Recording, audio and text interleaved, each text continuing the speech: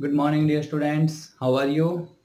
Hopefully, all are fine and doing well. Okay, students. So, welcome once again into our channel Inception Ekaram. एक बार फिर से आप सभी का स्वागत है हमारे चैनल Inception Ekaram में।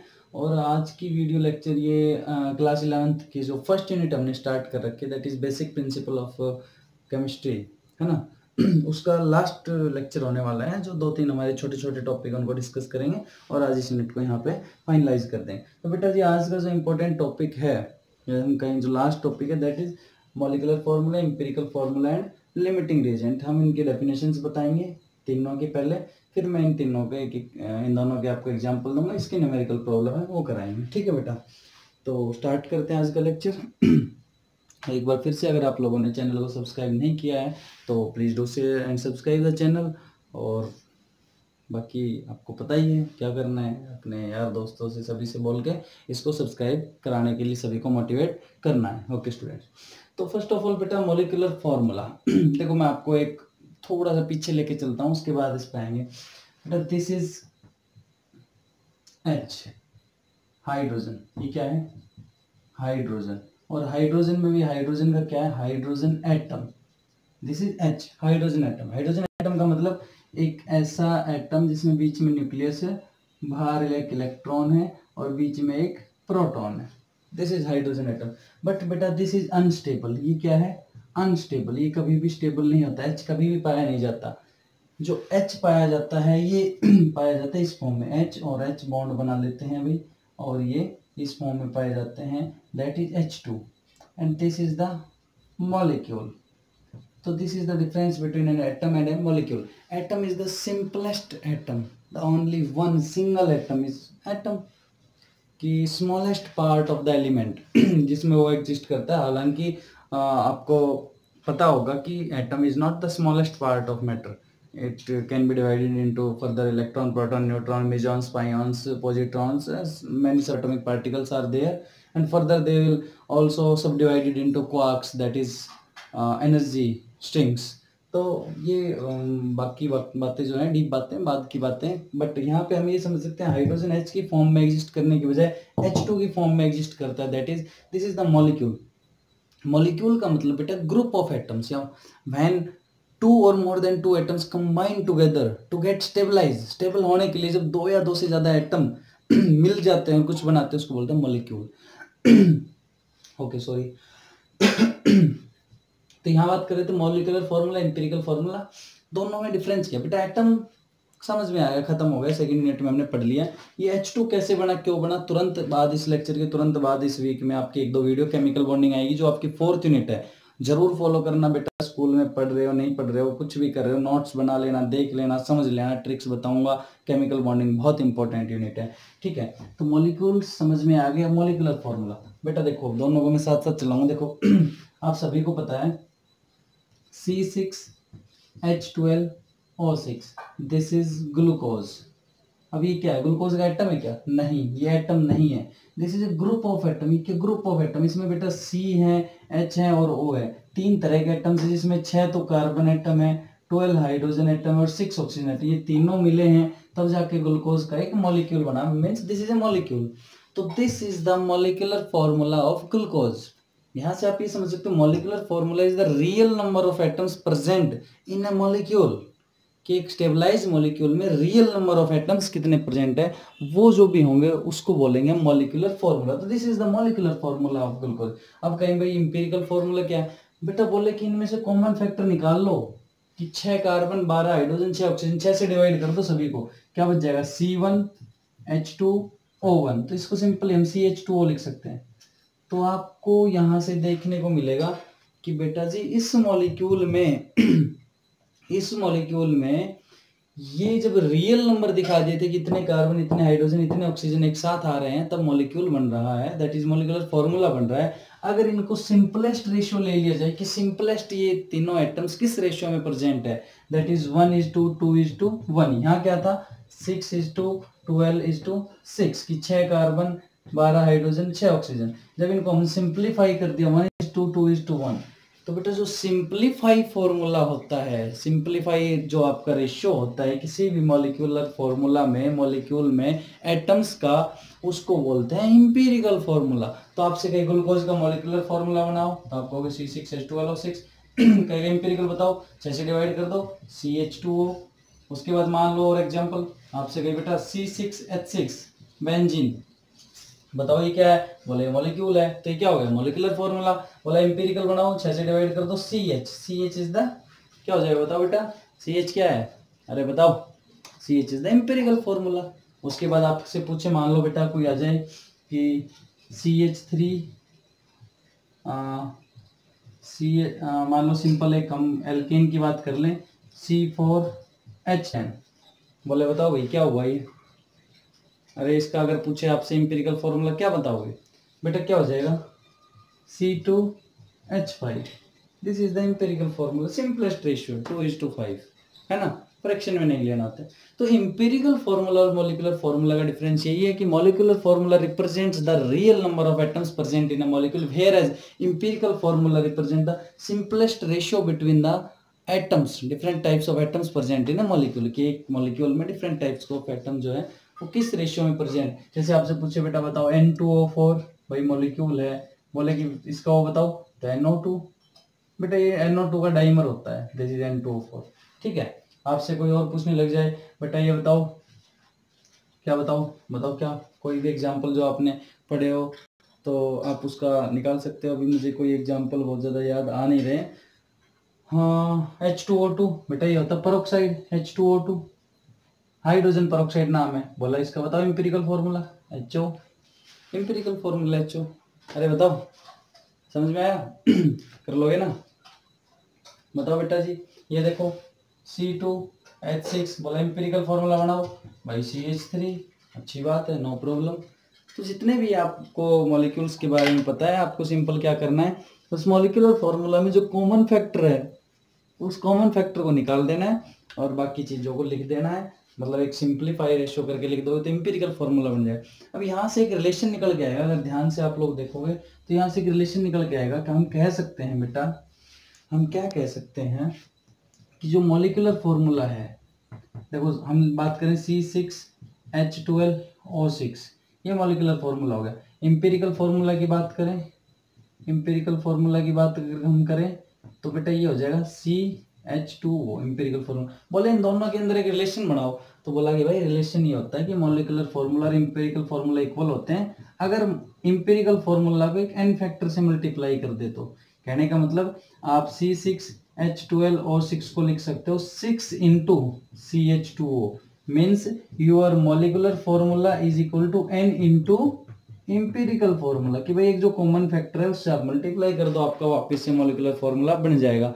इंपीरिकल फॉर्मूला को अगर आप कॉमन फैक्टर से मल्टीप्लाई कर दोगे तो वापस से मॉलिक्यूलर फॉर्मूला बन जाएगा। आपसे पूछे कि भाई आपको इंपीरिकल फॉर्मूला दिया है और n की वैल्यू दी है, बताओ मॉलिक्यूलर फॉर्मूला, बेटा सिंपली मल्टीप्लाई करना और कुछ नहीं करना। तो this is the molecular formula and empirical formula. अरे बताओ बातें समझ में आई सभी को, ठीक है बेटा। तो ये था हमारा इंपीरिकल फार्मूला है मॉलिक्यूलर फार्मूला का बेसिक फंडा। अब जल्दी से मैं लिमिटिंग रिएजेंट की डेफिनेशन और बता देता हूँ आपको, और इसके अलावा मॉलिक्यूलर फार्मूला और इंपीरिकल फार्मूला का जो क्वेश्चन आता है बेटा वो क्वेश्चन हम इसको ध्यान से करेंगे, एक एग्जाम्पल मैं आपको कराऊंगा। तो यहाँ से देखो क्या चीजें निकल के आई सामने हमारे। सबसे पहले कि molecular formula is equal to 2 into empirical formula. दूसरी बात एक बेटा वेपर डेंसिटी के साथ मॉलिक्यूलर फार्मूला का एक रिलेशन और दिया जाता है। वेपर डेंसिटी के साथ रिलेशन क्या दिया जाता है कि मॉलिक्यूलर फार्मूला जो होता है बेटा वो 2 इंटू वेपर डेंसिटी होता है। देखो molecular formula is equal to 2 into vapour density. आपको अगर कहीं क्वेश्चन मिल जाए तो आपको वेपर डेंसिटी मिलेगी, उसे 2 से मल्टीप्लाई कर देना है, या फिर molecular formula is equal to n into empirical formula. दो रिलेशन आपको याद रखने हैं। उसके बाद आई बेटा ये हो गया, ये हो गया, इसका नंबर आया। अब ये करते हैं लिमिटिंग रिएजेंट। लिमिटिंग रिएजेंट ध्यान से देख लेना, ये अगर समझ में ना आए तो रिपीट करके देख लेना, समझ में आ जाएगा। बेटा एक मारुति कार की कंपनी है, 4 चेन सिस्टम है। यहाँ पे आपकी गाड़ी की बॉडी बनाई जा रही है, यहाँ पे पेंट हो रहा है, यहाँ पे टायर फिक्सिंग हो रही है, यहाँ पे इंजन हो रहा है, यहाँ पे आपका इंटीरियर हो रहा है, यहाँ पे आपका फिनिशिंग हो रही है, ठीक है। इन सभी चेन में ये सारे काम हो रहे हैं, ठीक है। देखो दिख रहा है ना यहाँ तक। हाँ बेटा, इन सभी चेन में इस तरह से ही काम हो रहा है। उसके बाद क्या हुआ कि लास्ट में यहाँ पे आके सभी चेन में यही हो रहा है, और एक साथ 4 चेन चल रही है, एक साथ 4 चेन चल रही है। अब यहाँ पे एक बंदा बैठा है जिसका काम है की लॉक लगाना, जिसका काम क्या है, चाबी लगाना, ताला लगाना गाड़ी पे, गाड़ी चलेगी तब। अब बोला यहाँ पे जो बंदा है ना, वो 1 मिनट में एक ही की लॉक सिस्टम लगा सकता है, जबकि 1 मिनट में ये भी एक गाड़ी पूरी बना रही है, कि ये बना रही है, कि ये बना रही है, कि ये बना रही है, मतलब 1 मिनट में आपके पास 4 गाड़ियां बन रही है, जबकि ये बंदा 1 मिनट में एक गाड़ी को ही लगा पा रहा है। तो बेटा आपसे पूछे फाइनल गाड़ी 1 मिनट में कितनी बनेगी, तो आप कहोगे 1 मिनट में एक ही बनेगी फाइनल। क्यों भाई, ये तो 4 बन रही है। भाई 4 तो बन रही है, लेकिन ये तो एक ही है, और गाड़ी तभी बनी मानी जाएगी जब वो काम करेगा। तो बेटा ये जो की और लॉक वाला है ना, ये बंदा, ये इस रिएक्शन में, मान लो एक रिएक्शन है, ये 2 तरह के रिएक्टेंट है, एक ये वाले चेन और एक ये। तो इस रिएक्शन में जो प्रोडक्ट कितना बनेगा, कि कार कितनी बनेगी पूरी, उसको ये बंदा डिसाइड करेगा, ये बंदा डिसाइड करेगा। तो this is the limiting reagent of the reaction, कि the minimum amount of the minimum reactant, the reactant that is present in less amount is the limiting reagent in terms of mole। बेटा मोल के terms में less amount में, या फिर दूसरी simplest definition कि the reactant that completely consumed in a chemical reaction is known as limiting reagent, कि बेटा वो रिएक्टेंट जो during the reaction completely consume हो जाए, उसको क्या बोलेंगे, उसको क्या बोलेंगे बताओ, लिमिटिंग रिएजेंट। अब बेटा देखो ये रिएक्शन हो रही है, 1 मिनट बाद बोले कि बताओ कितना प्रोडक्ट बना, 1। बोला भाई ये 3 तो बच गई, इधर 4 में से 1 ही खर्च हुई है, तो 3 पड़ी हुई है खाली। तो बोला भाई ये जो बच गई ना, इनको बोलेंगे एक्सेस रिएजेंट। इनको क्या बोलेंगे, एक्सेस रिएजेंट। तो 2 तरह के रिएजेंट या रिएक्टेंट कह सकते हो हमारे पास होते हैं किसी भी केमिकल रिएक्शन में, एक लिमिटिंग रिएजेंट और एक एक्सेस रिएजेंट। लिमिटिंग और एक्सेस। बेटा लिमिटिंग जो होता है वो लिमिट करता है, प्रोडक्ट को रोकता है, भाई अभी 1 था तो 1 ही बनेगी, 2 हो गए 2 बनेगी। जबकि एक्सेस वाले दुनिया भर के पड़े हुए हैं, ले जाओ भाई बना लो, जो मन करे बना लो। तो लिमिटिंग वाले कंप्लीटली कंज्यूम हो जाते हैं ड्यूरिंग द रिएक्शन। ये बेचारा एक लगा रहेगा, इसको फुर्सत नहीं मिलेगी, ये 4 बना के बैठ जाएंगे आराम से, कंप्लीटली कंज्यूम हो रहा है, ये एक्सेस में पड़े हुए हैं। अरे बताओ बेटा समझ में आया लिमिटिंग रिएजेंट की डेफिनेशन, कि the reactant that completely consumed during a chemical reaction is known as limiting reagent. बेटा जी बताइए सभी को समझ में आया ये, अरे बताओ। Okay good. चलो अब हम बेटा और कुछ नहीं करने इस यूनिट में, इस वीडियो लेक्चर में 2 न्यूमेरिकल करने हैं, एक एम्पिरिकल फॉर्मूला का और 1-2 न्यूमेरिकल हम करेंगे लिमिटिंग रिएजेंट के, ठीक है। तो एम्पिरिकल फॉर्मूला का सबसे पहले हम एक देखेंगे। आपको बेटा एक क्वेश्चन है, मैं बोर्ड पे क्वेश्चन लिख रहा हूँ, उसके बाद आप लोग उसको सोल्व करना, ठीक है। देखो क्या क्वेश्चन लिखा हुआ है। हाँ तो बेटा जी देखो ये क्वेश्चन है हमारा, इंपेरिकल फॉर्मूला निकलवाने। इस टाइप के मिलेंगे, इससे आसान ही मिलेंगे आपको। देखो क्या मिलेगा, इंपेरिकल फॉर्मूला क्वेश्चन आएगा, आपको परसेंटेज मिलेगी ये, कि भाई ये इतने परसेंट है, कोई एलिमेंट ये इतने, बताओ उसका इंपेरिकल फॉर्मूला क्या होगा। मैं एक टेबल बना रहा हूँ, आपको हर क्वेश्चन में सेम टेबल सेम पैटर्न करना है। बेटा सबसे पहले आप उस टेबल में ये बॉक्सेस बनाओगे, हम इसको थोड़ा सा छोटे साइज में करने की कोशिश करेंगे। यहाँ पे आप एलिमेंट का नाम लिखोगे, दिस इज एलिमेंट। यहाँ पे आप एलिमेंट का क्या लिखोगे, सिंबल। यहाँ पे आप एलिमेंट का परसेंटेज कंपोजिशन, बेटा जो दिया हुआ है परसेंटेज कंपोजिशन, यहाँ पे उसका एटॉमिक मास, यहाँ पे क्या लिखोगे, एटॉमिक मास। यहाँ पे नंबर ऑफ मोल, यहाँ पे लिखोगे नंबर ऑफ मोल। यहाँ पे क्या लिखोगे, सिंपल रेशियो, सिंपल रेशियो। और यहाँ पे बेटा जो लास्ट वाली लाइन है उसके अंदर आप लिखोगे simple whole number ratio, simple whole number ratio. बेटा हर एक में आपको ये ही टेबल बनानी है, हर एक में आपको क्या बनानी है कि ये टेबल, सबसे पहले element, then symbol, then percentage composition, atomic mass, number of mole, simple ratio. ये टेबल आपको हर एक के अंदर बनानी ही बनानी है और कुछ नहीं करना है, ठीक है। अब देखो ध्यान से आपको हर एक में यही मिलेगा भैया साहब, क्वेश्चन को पढ़ो। A crystalline salt on being rendered anhydrous loses 45.6% of its weight. The percentage composition of the, बेटा जी कह रहा है एक क्रिस्टलिन साल्ट है उसको एनहाइड्रस आप इसको बिल्कुल इस तरह से समझ लो कि आपको बेटा एक वो दिया हुआ है सॉल्ट, और वो एनहाइड्रस का मतलब होता है क्या होता है, हाइड्रेटेड मतलब हाइड्रेट मॉलिक्यूल H2O के साथ, एनहाइड्रस मतलब विदाउट दैट वाटर मॉलिक्यूल्स। तो कह रहा है कि बेटा उसमें अपनी वेट लॉस कर दे 45.6%, जब हम एम्पिरिकल फार्मूला बना लेंगे तो वहाँ से इसका जो बनेगा हमारा क्रिस्टलिन और मॉलिक्यूलर फार्मूला दोनों टाइप के, हम वहाँ पे इसको सोल्व करेंगे। सिंपली अभी हम इसका केवल और केवल एम्पिरिकल फार्मूला बनाने की कोशिश करेंगे, ठीक है जी। ओके चलो देखो, आपको सबसे पहला काम है एलिमेंट के नाम लिखो। सबसे पहले आपको दिया हुआ एल्यूमिनियम, लिखो बेटा एल्यूमिनियम, सिंबल होता है Al, कितना दिया है बेटा 10.50। अब बेटा मान लो परसेंटेज कंपोजिशन है तो टोटल मान लो, आप कोई भी आया आपको मान लो टोटल 100 की, टोटल 100 में जब जोड़ोगे ना इन सबको 10 50 15 ये कितना हो गया 25 51, 25 51 और 24 49 51, और ये लगा लो 50 50 47, और ये आपका हो जाएगा लगभग 100 हो जाएगा पूरा ऐड करोगे तो मान लो कि 100 ग्राम है टोटल, तो 100 ग्राम है तो एल्यूमिनियम कितना है 10.50 ग्राम, ठीक है। एटॉमिक मास कितना होता है 27, मोल कितने आ गए भाई, given mass by atomic mass, given mass कितना है 10.50 बाय 27, ये सोल्व करना आपको, सिंपल रेशियो आएगा, उसके बाद आगे कहानी।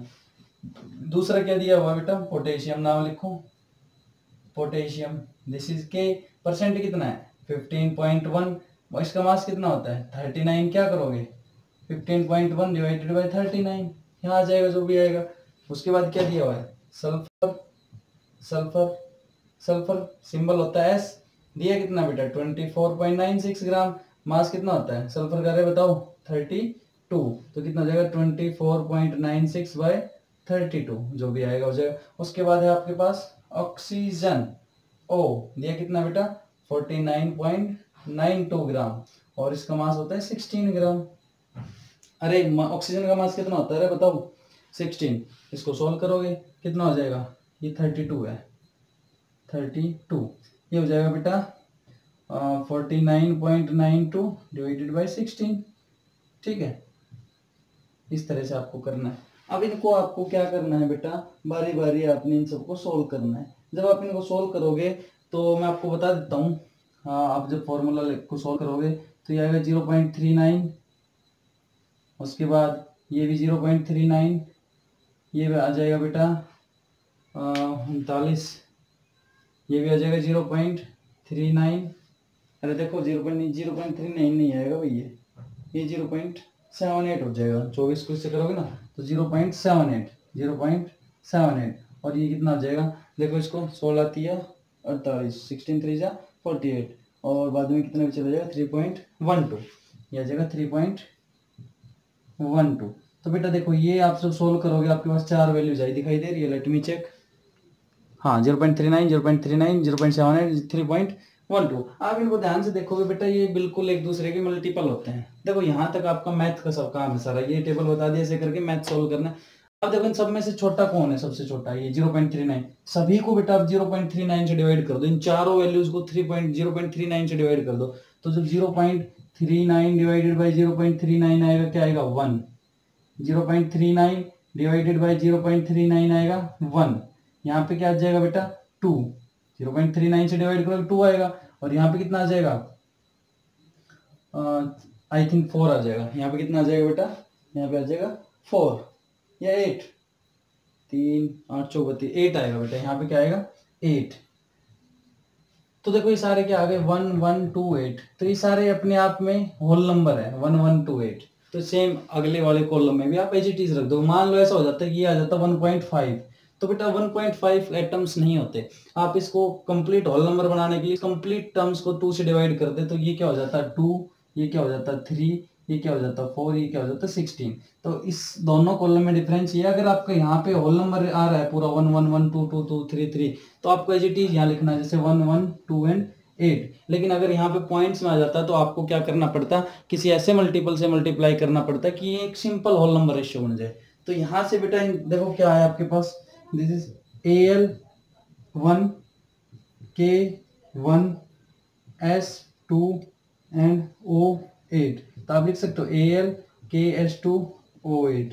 अरे बताओ कह सकते हो ये Al KS2 O8। तो बेटा this is the empirical formula, this is the empirical formula of a molecule या एक salt which have 10.50% aluminium, 15.1% potassium, 24.96% sulfur, 49.92% oxygen. अब कह रहा है जब इसको रेंडर किया गया, इसको तोड़ा गया, इसको पीस बनाए गए, तो इसने अपना कितना वेट कर दिया लूज बेटा, इसका 45.6। तो पहले आप इसका एटॉमिक वेट निकाल लो, नहीं इसका मॉलिक्यूलर मास निकाल लो कितना है। तो एल्यूमिनियम में कितना होता है 27 प्लस 39 प्लस 64, 2 सल्फर हो जाएंगे ना, 64 प्लस 16 8 126, सम करो 66 130 256। एक बार चेक करना बेटा, 190 और 230 229 और 27, आई थिंक 256 ठीक है। अरे बताओ ठीक आ गया नहीं, 66, अच्छा 128 होता है बेटा, ये 128 होता है, ये 258 हो जाएगा। अब देखो बेटा इसका क्या है, ये मॉलिक्यूलर मास हुआ। अब कह रहा है बेटा ये जब बना है जब इसका हाइड्रेटेड फॉर्म था, इसका हाइड्रेटेड फॉर्म था, वो जब एनहाइड्रस बनाया गया, हटाया गया, तो 45.56% इसका मास कम हो गया। तो मान लो ये कितना था 100, अरे मान लो ये था कितना 100, ये हमने 100 ही तो मानना था, इसमें से 45.6% आपका गया, तो मतलब ये कितना बचा 54.4%, 54.4%। अरे बताओ समझ में आ रहा है बेटा जी, समझ में आया? तो क्या करोगे, मैथ है सिंपल बेटा। एक में अरे कितना, एक में हमने जो माना था वो 100, 54.4 का 100 में, एक में कितना आ जाएगा 100 डिवाइडेड बाय 54.4, और हमने कितना का निकालना है 258 का। सोल्व कर लो, ये आपका क्या आ जाएगा, ये आपका क्या आ जाएगा बेटा कि आपका जो हाइड्रेटेड सॉल्ट था उसका मास कितना था। तो सोल्व करोगे तो जो भी वैल्यू आएगी कुछ 474 आएगी, तो that will be the hydrated. अब देखो क्या करोगे, मान लो ये हमारी वैल्यू आई 474, कितनी आई 474 और इसका डिफरेंस निकालो कितना आया, 474 में से आप 258 निकालो, कितना आया देखो 216 अराउंड 216 आएगा। अरे बताओ बेटा 216 ही आएगा ना। अब देखो हाइड्रेट का मतलब क्या होता है, वाटर मॉलिक्यूल। अब हाइड्रेट इतना था कि 216 ग्राम मास कम हो गया। अब एक मॉलिक्यूल वाटर का कितना होता है 18 ग्राम का, तो कितने मॉलिक्यूल गए होंगे 18 से डिवाइड कर दो, ठीक है 18 दूनी 36। तो बेटा ये 12 वाटर मॉलिक्यूल हटे हैं कब, तो एग्जैक्ट फॉर्मूला था, देखो मैं बताता हूँ, इसका मतलब समझाता हूँ, KAlS2O8.12H2O, this was the crystalline form of the compound. देखो क्वेश्चन का मतलब अब मैं आपको समझाऊंगा है क्या ये क्वेश्चन। बेटा ये कह रहा है कि एक सॉल्ट था जिसमें इतने इतने परसेंटेज कंपोजिशन थे, कब, जब वो एनहाइड्रस कर दिया गया। जो उससे पहले वो था, ये एनहाइड्रस कब बना, जबकि वो एक्चुअल सॉल्ट था कोई, बेटा एक्चुअल कोई सॉल्ट था, बोला उसको एनहाइड्रस कर दिया गया, हाइड्रेटेड से एनहाइड्रस कर दिया गया, तो उसका जो वेट था वो 45.6% कम हो गया। तो और जो कम हुआ उसके बाद ये कंपोजिशन, तो हमने सोचा कि भाई ये मान लो 100 ग्राम है, 100 ग्राम माना, तो एम्पिरिकल फॉर्मूला है भाई कंपाउंड हमारा ये बनेगा। अब बोले ये कब बना है, कि ये जब बना है जब कोई ओरिजिनल था उसको रेंडर कर दिया गया, एनहाइड्रस बना दिया गया, और उसका वेट इतना कम हो गया। तो बोले भाई ऐसी बात है, तो मान लो जो 54.4 ग्राम था वो 100 में था, अरे 100 में 54.4 ही तो ग्राम था, 45.6 तो कम हो गया। तो बोला कि भाई बताओ एक में कितना होगा 100/54.4, और आया कितना 258, 258 में कितना होगा, सोल्व किया 474। अब बोला एक्चुअल जो मास था 474 था, इन कंपाउंड्स का जो मास बना वो बना 258, तो बच गया कौन, वाटर मॉलिक्यूल। कितना बचा 216, 18 से डिवाइड करो 12 मॉलिक्यूल्स, फॉर्मूला बन गया KAlS2O8। dot 12h2. This is the actual crystalline formula of the compound which contains this much amount of the elements and which contains this much mass of the hydrated water molecules. बेटा जी समझ में आया सभी को? अरे बताओ जल्दी से। ठीक है, चलो अब एक क्वेश्चन जल्दी से हम लिमिटिंग रिएजेंट कवर करते हैं। हाँ जी बेटा जी, देखो अब क्वेश्चन है अगला लिमिटिंग रिएजेंट पे। किस पे है? लिमिटिंग रिएजेंट पे। बेटा जी एक समझ लो, कॉन्सेप्ट समझ में आ जाएगा। क्वेश्चन बहुत सारे हैं, कंपटीशन में आते ही आते हैं। अगर कॉन्सेप्ट समझ में आ गया आपको तो सारे क्वेश्चन आप उड़ा दोगे, प्रैक्टिस से सब कुछ आ जाएगा। लिमिटिंग रिएजेंट की डेफिनेशन मैंने बताई थी कि that reactant which completely consumed during the chemical reaction, जो कंप्लीटली क्या हो जाए बेटा, कंज्यूम हो जाए ड्यूरिंग द केमिकल रिएक्शन, या फिर जो रिएक्शन में प्रोडक्ट को लिमिट करे कि भाई प्रोडक्ट कितना बनेगा, उसको लिमिट लगाए, बाद में मतलब एक्सेस में ना रहे, और जो एक्स्ट्रा बच जाता है उसको बोलेंगे एक्सेस रिएजेंट। तो ये कहानी हमने पढ़नी है। क्वेश्चन दिया हुआ है 3 gram of H2 react with इतने gram of O2 to form H2। सभी को पता है H2 और O2 मिलकर O2 बनाते हैं, H2 बनाते हैं। बेटा आपने लिखा H2 H2, but this is an unbalanced chemical reaction.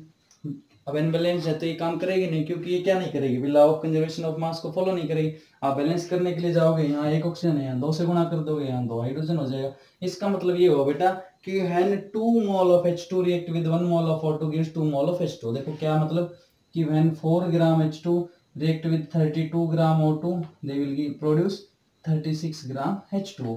अब बेटा यहीं से ये फंडा समझ लेना, सब कुछ समझ में आ जाएगा। अगर आपको ये समझ में आएगा, हर एक के लिए ही लगा। अब देखो क्या कह रहा है, 3 gram of H2 react with 29 gram of O2। बेटा 4 ग्राम किससे रिएक्ट करके 32 ग्राम से रिएक्ट करके 36 बनाता है। 1 ग्राम कितने से करेगा, अरे बताओ, 8 ग्राम से रिएक्ट करके 9 ग्राम बनाएगा। यही तो हुआ सिंपल रेशियो। अब कह रहा है बेटा 3 ग्राम किससे रिएक्ट करेगा, तो 3 से गुणा कर दो। 3 ग्राम भाई किससे कितने से गुणा करेगा, 24 ग्राम से करेगा। अब कितना बनाएगा, फिर लॉ ऑफ कंजर्वेशन ऑफ मास, 4 और 32 36, 1 और 8 9, तो 3 और 24 27 ग्राम। कितना बनाएगा, 27 ग्राम। अब देखो ये दिया है आपको कि 3 ग्राम ही है, इस 3 ग्राम को रिएक्ट करने के लिए केवल 24 ग्राम चाहिएगा। आपको कह रहा है कि आपको 3 ग्राम हाइड्रोजन और 29 ग्राम क्या ऑक्सीजन। तो बेटा ये तो सारे का सारा खर्च हो गया। कब, जब इसमें से केवल 24 ग्राम खर्च हुआ है। बना कितना, जोड़ दो दोनों को, 3 और 24 27। तो सेकंड क्वेश्चन का आंसर 27। फर्स्ट का आंसर लिमिटिंग रिएजेंट कौन है, ये कंप्लीटली कंज्यूम्ड है। बच कितना गया, ये 29 में से 24 गया 5 ग्राम। 5 ग्राम अब भी ये कैसा है, अनरिएक्टिव बचा हुआ है। तो थर्ड क्वेश्चन का ये, this is access reagent, this is limiting reagent, this is the amount of water produced. बेटा जी इससे सिंपल कुछ नहीं हो सकता।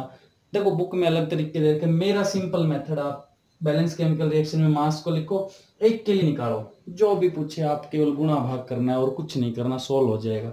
अरे बताओ समझ में आया कि नहीं आया, बेटा जी बोलो, नहीं आया? देखो बुक के हिसाब से करोगे घूम जाओगे, बुक के हिसाब से करोगे तो क्या होगे, घूम जाओगे। अभी मैं सेम क्वेश्चन कह देता हूँ, मैं दोबारा क्वेश्चन की स्टेटमेंट बदलता हूँ कि बेटा आपको दिया हुआ है, देखो इसी क्वेश्चन को मैं आपसे दोबारा कहता हूँ कि आपको 25 ग्राम दे दिया भाई, 26 ग्राम दे दिया आपको, 26 ग्राम H2 दे दिया, और ये दे दिया आपको 80 ग्राम, ये दे दिया आपको 80 ग्राम O2 दे दिया। अब बताओ क्या होगा। बेटा सेम अप्रोच, कुछ नहीं करना। देखो ये कितना है, 4 gram when react with 32 gram produce 36 gram. जोड़ना है दोनों, law of conservation of mass. 1 gram react with 8 gram, कैसे बेटा, 4 से डिवाइड करोगे, 4 से इसको डिवाइड कर दो, 4 से इसको डिवाइड कर दो। अब बोल रहा है भाई 26 ग्राम के लिए करो, 26 से गुणा करो, 26 ग्राम, अरे 26 ग्राम तभी तो होगा, बताओ। 8 को किससे गुणा करोगे, 26 से, कितना हो जाएगा बताओ जल्दी, 26 से करोगे कितना हो जाएगा, 26 दूनी 52, 260 में से 208 ग्राम बनाएंगे कितने, 234 ग्राम। बट बेटा क्या 208 ग्राम ये है, नहीं है, ये 26 ग्राम है। तो देखो अब ये 26 ग्राम है, ये इतना नहीं है, मतलब ये सारा कंज्यूम हो रहा है, लेकिन इसको कंज्यूम करने के लिए हमारे पास है ही नहीं इतना। तो आप अप्रोच बदल दोगे। अब क्या कहोगे आप, अब कहोगे आप 80 ग्राम से ले लो, कि 8 ग्राम के लिए 1 ग्राम चाहिए, 80 ग्राम के लिए कितना चाहिए, 10 से गुणा कर दो, 8 दाई 80, 10 ग्राम, कितना बन जाएगा, 90 ग्राम। तो बोला कि भाई हमारे पास 80 ग्राम है, तो ये आ गया 80 ग्राम। अभी 80 ग्राम जब कंज्यूम हो रहा है तो ये केवल कितना कंज्यूम हो रहा है, 10 ग्राम है, कितना 26 ग्राम, कितना बच गया 16 ग्राम, तो ये बच गया ना। This is the access reagent, ये सारा खत्म हो गया ना। लिमिटिंग रिएजेंट बनेगा कितना 90 ग्राम, दैट इज 5 मोल। तो बेटा लिमिटिंग रिएजेंट कुछ नहीं है, ये रिएक्शन बैलेंस करके लिख लो, मास लिख लो, खत्म है, कुछ नहीं। इससे आसान आप सीख ही नहीं सकते, मेरा चैलेंज है। 3-4 क्वेश्चन आपकी बुक में कर लेना, इसी के साथ ये यूनिट हमारी खत्म हो जाती है। और ये ही स्टोकियोमेट्री, बेटा स्टोकियोमेट्री इसी को बोलते हैं। दिस इज 1, दिस इज 2 कि the coefficient of the molecules और atoms in the balanced chemical reaction, कि बैलेंस केमिकल रिएक्शन में जो आपके कोफिशिएंट्स होते हैं किसी भी रिएक्टेंट या प्रोडक्ट के, उनको क्या बोलते हैं बेटा, उनको बोलते हैं स्टोकियोमेट्री। तो लिमिटिंग रिएजेंट को स्टोकियोमेट्री ही गवर्न करती है, वही चलाती है, इसको अलग से आपको पढ़ने की जरूरत नहीं है। तो बेटा जी this is all about your unit 1 of the class 11। हमने यूनिट 2 ऑलरेडी कंप्लीट कर रखी है, यूनिट 3 के हमारी मैक्सिमम लेक्चर्स कंप्लीट है। टाइम मिलते मैं यूनिट 3 को भी कंप्लीट कर रहा हूँ, और यूनिट 4 को स्टार्ट करेंगे इस वीक में। आपको यूनिट 4 के 1-2 लेक्चर होपफुली कोशिश करेंगे मिल जाएंगे। आपका मॉरल सपोर्ट मुझे चाहिए बहुत ज़्यादा जल्दी। आप लोगों ने मेरे बहुत ज़्यादा साथ दिया, 1000 सब्सक्राइबर तक आप ले गए, और अभी उड़ान भरनी बाकी है और आगे चलना है। आप हमेशा अपना साथ बनाए रखिए, हम आपको अच्छे अच्छे मज़ेदार चीज़ें लेके आएंगे। केमिस्ट्री के अलावा भी हम काम कर रहे हैं। तो okay students, bye bye, tata and have a nice day. Thank you very much.